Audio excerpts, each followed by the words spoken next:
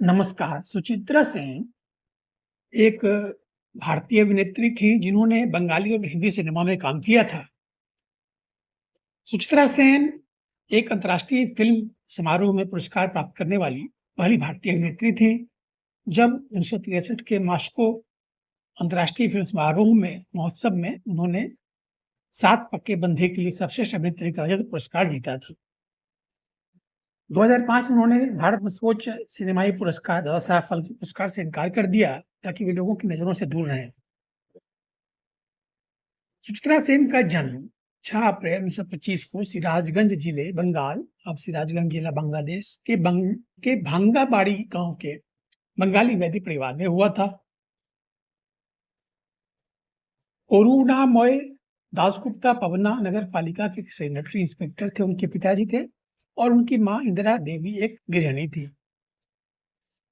सेन उनकी 5वीं संतान और दूसरी बेटी थी। सुचित्रा सेन ने 1952 में बंगाली फिल्मों में एक सफल प्रवेश किया था और फिर हिंदी फिल्म उद्योग में एक कम सफल संक्रमण किया था। बंगाली प्रेस में लगातार लेकिन कुछ रिपोर्टों के अनुसार फिल्म उद्योग में उनकी सफलता से उनकी शादी तनावपूर्ण थी। सुचित्रा सेन ने 1952 में एस कोठारी के साथ फिल्मों की शुरुआत की थी। हालांकि यह कभी रिलीज नहीं हुई थी। अगले वर्ष उन्होंने निर्मल डे की एक फिल्म सेरे चुआटोर में उत्तम कुमार के साथ अभिनय किया। यह बॉक्स ऑफिस पर हिट रही थी और उत्तम सुचित्रा को एक प्रमुख जोड़ी के रूप में लॉन्च करने के लिए याद किया जाता है। सुचित्रा सेन ने उत्तम कुमार के साथ अपनी 60 फिल्मों में से 30 में अभिनय किया है।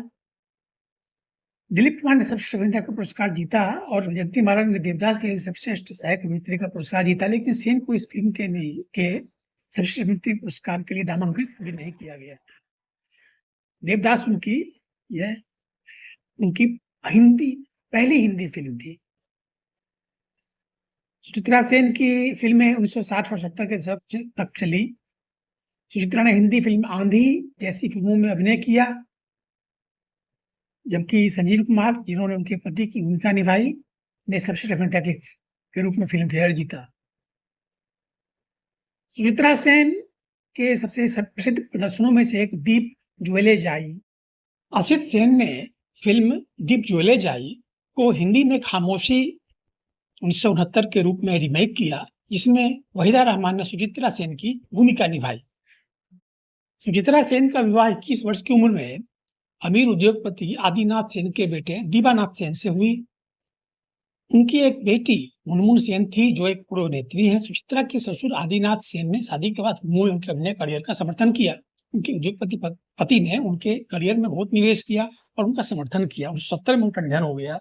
सुचित्रा सेन को 24 दिसंबर 2013 को अस्पताल में भर्ती कराया गया था और फेफड़ों में संक्रमण का पता चला था।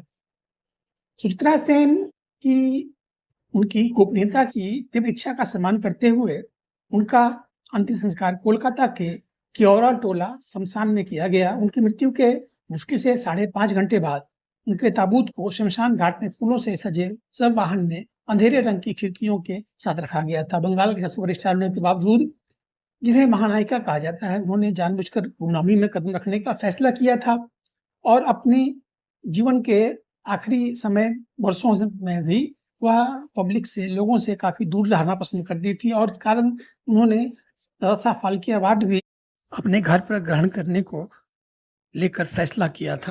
एक पहेली बनी रही।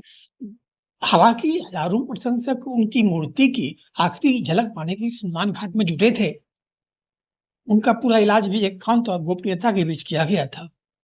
इनकी 2 नातिन राइमा सेन और रिया सेन हैं। Thank you.